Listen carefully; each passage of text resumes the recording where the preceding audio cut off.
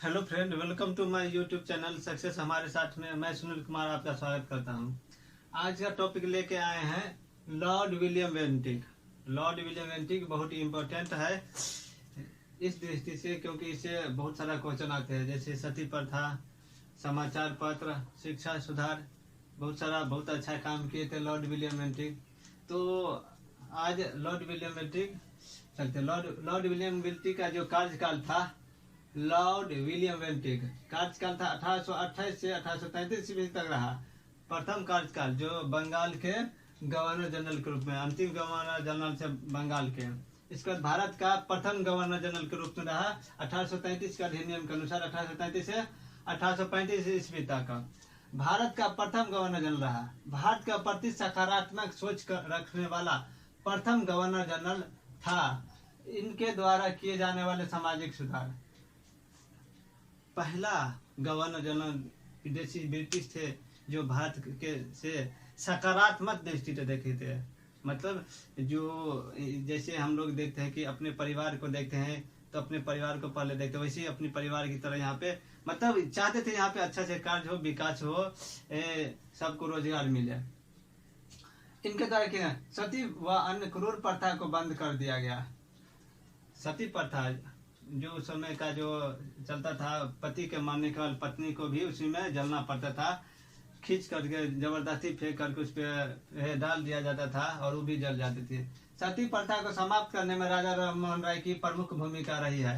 अब सती प्रथा था, उसका जो अंत करने में राजा राममोहन राय का बहुत ज्यादा, क्योंकि उनकी शायद भाभी थी ना, उनकी भाभी के साथ ये हो चुका था, इसलिए वो सती प्रथा बंद करने के लिए बहुत सारा प्रयास किया और सफल भी है।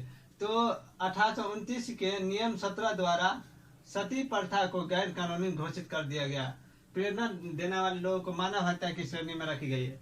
अब जो इसके लिए प्रेरणा भी देता था कि मतलब ये कार्य करो, सही है, क्या कहते हैं, हम लोगों का परंपरा है, उस सब को भी इस श्रेणी में रखा गया कि मानव हत्या, मतलब वो भी हत्या मतलब किया है, तो उसको भी क्या कहते थे, सजा मिलता था। आरंभ में यह कानून केवल बंगाल प्रेसिडेंसी लागू किया गया। आरंभ में यह कानून बंगाली प्रेसिडेंसी में लागू किया, लेकिन 1830 ईस्वी में यह नियम बम्बई और मद्रास प्रेसिडेंसी में भी लागू कर दिया गया। बम्बई और मद्रास प्रेसिडेंसी में 1830 ईस्वी में भी लागू कर दिया गया। इसके बाद देवी देवताओं के सम्मुख नर बलि को भी अवैधानिक घोषित कर दिया गया। अब देवी देवताओं के बीच क्या होता था कि नर बलि मतलब आदमियों का मतलब बलि चढ़ाया जाता था, उसको भी बंद कर दिया। राजपूतों में लड़कियों की शिशु हत्या को भी अवैधानिक माना गया और ऐसे कार्य करने वाले को कठोर दंड देने का प्रावधान किया गया। अब बच्चे को भी मार देता था, बताओ कौन अपने बच्चे को मारता था। जैसे लड़की हुई तो उसको मार देता था, लड़का हुआ तो बोले का वो इंसान नहीं है का। इसके बाद ठगी प्रथा को भी बंद कर दिएगा। ठगी प्रथा था क्या, ठगी डाकुओं का एक समूह था जो क्या करता था, वो आदमी राह चले आदमियों को लूट लेता था, मार देता था। वो क्या कहते थे, रुमाल से गला दाब करके मार देता था। इस ठग डाकुओं का और हत्यारों का एक समूह था जो निर्दोष व्यक्तियों को लूट कर निर्वाह करते थे। इसे फौसीगर भी कहा गया, क्योंकि ये रुमाल से लोगों का गला घोटकर हत्या कर देते थे। कर्नल सिलीमैन को ठगों के विरुद्ध कार्रवाई करने के लिए नियुक्त किया गया। 1833 के बाद संगठित रूप से ठगों का अंत कर दिया। कर्नल इसके लिए मतलब खत्म करने के लिए ठगों को, जो आदमी को मारता था, लूट लेता था, पाट करता रहा चलाने, जो उसका कोई क्या कहते हैं गलती नहीं था, निर्दोष व्यक्तियों को लूट लेता था, मारता था। तो 1833 ईस्वी के बाद संगठित रूप से ठगों का अंत कर दिया। कर्नल सिलीमैन को नियुक्त किया गया था इसके लिए। आगे चलते हैं। आगे समाचार पत्रों के प्रति उदार नीति। अब समाचार पत्रों जो था पहले से, जो लाइसेंसी अधिनियम को समाप्त कर दिया, पूर्व से चले आ रहे लाइसेंसी अधिनियम को समाप्त कर दिया गया और इस तरह बिना लाइसेंस के मुद्रा लाने की स्थापना करने की छूट दे दी गई। अब जो पहले लाइसेंसी अधिनियम था, लाइसेंस लेना पड़ता था समाचार पत्र छापने के लिए, तो उसके लिए क्या कर दिया, फ्री कर दिया कि अब लाइसेंस नहीं लेना है और छूट दे दी गई है मुद्रालय स्थापना करने के लिए, प्रेस स्थापना करने के लिए। वास्तव में ये सभी नियम विलियम बेंटिक के द्वारा अरे विलियम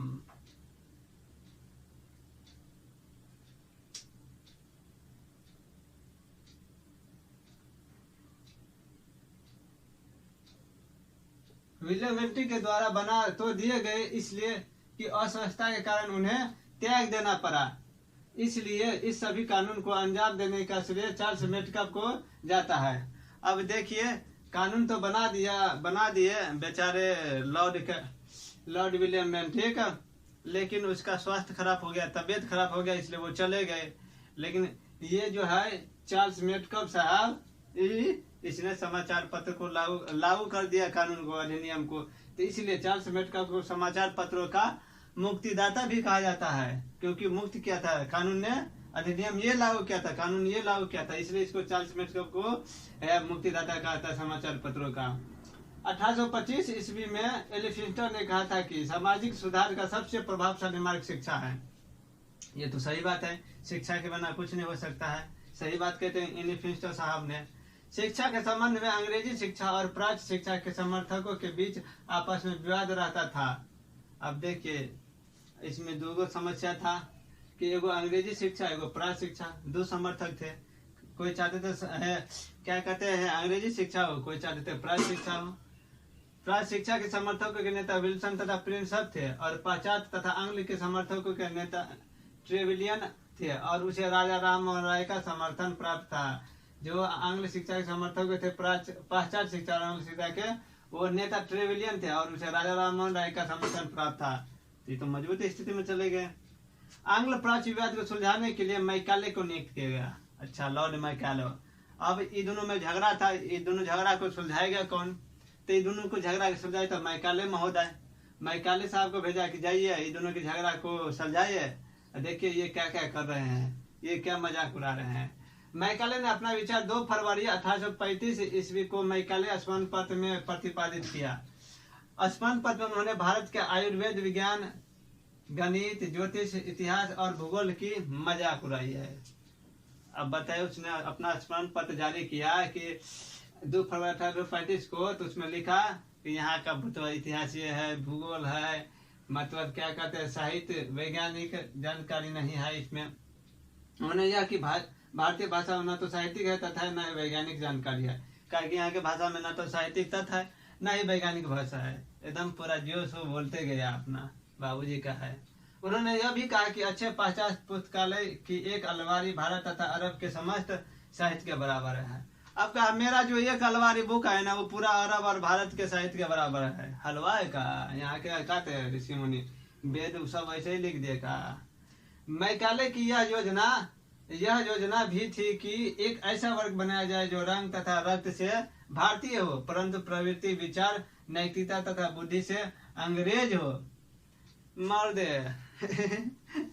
इसका तो उद्देश्य कुछ और था, तो इसलिए गलत फलत बोलबे करेगा ना। ये मैकाले की योजना थी कि यह ऐसा वर्ग बनाया जाए, ऐसा वर्ग बनाया जाए जो रक्त से, रंग से, फिर से भारतीय हो, लेकिन उसे विचार, नैतिकता, बुद्धि अंग्रेज जैसे हो, मतलब अंग्रेजे बन जाए, यहाँ पे अंग्रेजे हो, हलवा है चलाएगा। उन्होंने अपने पिता को लिखे पत्र में यह संदेश दिया था, यदि हमारी शिक्षा योजनाओं का अनुग्रह किया गया तो बंगाल के प्रतिष्ठित वर्ग में आने वाले 30 वर्षों में एक भी मूर्ति पूजक नहीं रहेगा। देखिए, जिसका अपने अंदर की श्रद्धा है ना, वो कभी नहीं मिट सकता है। तो आप क्या कर सकते हैं मैकाले महोदय? 7 मार्च 1835 ईस्वी को मैकाले के प्रस्ताव को अनुमोदित कर दिए गए, और यह तय हुआ कि कुछ स्थलीय प्रशासन की भाषा अंग्रेजी होगी।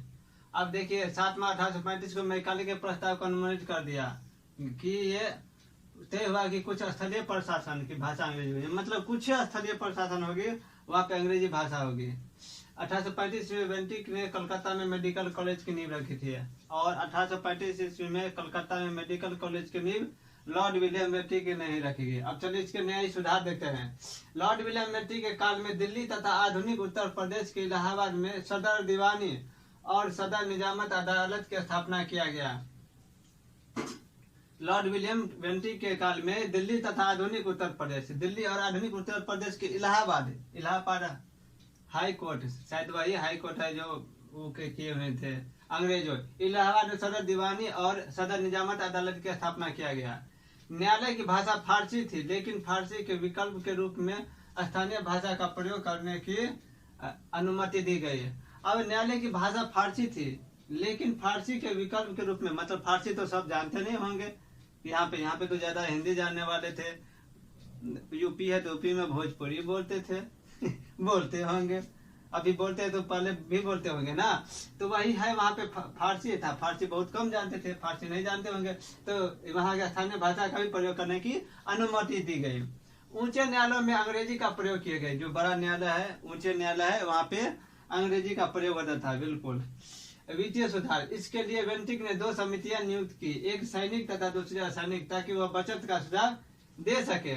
अब वित्तीय सुधार में देखिए, बेंटिक ने 2 समितियां नियुक्त की, एक सैनिक तथा दूसरी असैनिक, ताकि वह बचत का सुझाव दे। मतलब एक सलाहकार के रूप में नियुक्त किया गया 2 समितियां, जो सैनिक और एक असैनिक, जो बचत के लिए जो है ना सुझाव दे कि ये ऐसे कीजिए तो इसमें ये बचत होगा, मतलब मुनाफा ज्यादा हो, बचत हो। कोर्ट ऑफ डायरेक्टर की विशेष आज्ञा से सैनिक भत्ता कम कर दिया गया। अब कोर्ट ऑफ डायरेक्टर की विशेष आज्ञा से सैनिक भत्ता कम की गई। अफीम के व्यापार को नियमित तथा अनुप्रतित करके केवल बंबई बंदरगाह से ही निर्यात करने की आज्ञा दी गई। अब अफीम के व्यापार के नियमित तथा अनुप्रतित करके केवल बंबई, मतलब बंबई का बंदरगाह है, वहीं से निर्यात होगी और कहीं से नहीं होगी। भारतीय रियासतों के प्रति लॉर्ड विलियम बेंटिक की नीति। अब भारतीय रियासतों के प्रति लॉर्ड विलियम बेंटिक की नीति क्या थी? भारतीय रियासतों के प्रति विलियम बेंटिक की नीति सार्थकता थी, अर्थात देशी रियासतों के शासकों के उग्र होने के बाद भी उनके साथ उग्रता से पेश नहीं आए। अब देखिए कितने अच्छे इंसान थे, इसलिए बोला जाता है इसको ना कि यही एक गवर्नर था जो भारत के प्रति अनुग्रहित रहता था, सार्थकता था। तो देखिए, जब यहाँ के जो देशी रियासत से वो उग्र हो जाते थे, फिर भी ये मतलब गुस्सा आ जाते थे, उग्र हो जाते थे, फिर भी ये उग्र से नहीं, प्रेम से बोलते थे, प्रेम से उसको समझाते थे। यही तो सबसे बड़ा बुद्धिमत्ता है, सबसे बड़ा बुद्धिमान है शासन करने के लिए। सबसे बड़ा शासक, अच्छा शासक हमको यही लगता है, इसी को मानना चाहिए। उग्रता से पेश आए, लेकिन अर्थात देशी रियासतों के उग्र के बाद भी उनके साथ उग्रता से पेश नहीं आए, लेकिन उनके कुछ अपवाद भी है। जैसे 1831 में मैसूर और 1834 में कछार, उत्तर पूर्व मणिपुर की रियासतों को अपने राज्य में मिला लिया, क्योंकि वहाँ बहुत अव्यवस्था फैली थी।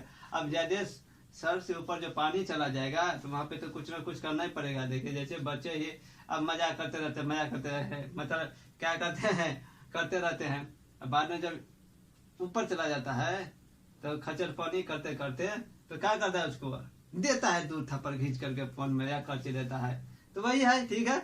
आप लोग ये इतना कंटेंट था जो आपके लिए उपयोग हो, तो ये आपको अच्छा लगा तो लाइक, कमेंट और शेयर कीजिए। सब्सक्राइब भी कर दीजिए, सब्सक्राइब भी करवाइए, चैनल को ज्यादा से ज्यादा लोगों के पास जाए। जय हिंद।